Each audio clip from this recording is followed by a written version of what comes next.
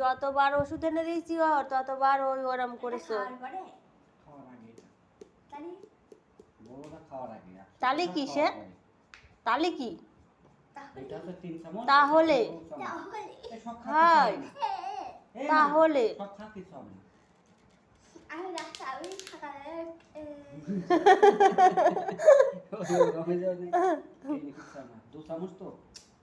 পরে গিয়ে তুই ওই খাবো 2 চামচ, এই খাবো 3 চামচ। ওরে বাবা বাবা বাবা, এটা ভালো ওষুধ, মিষ্টি ওষুধ।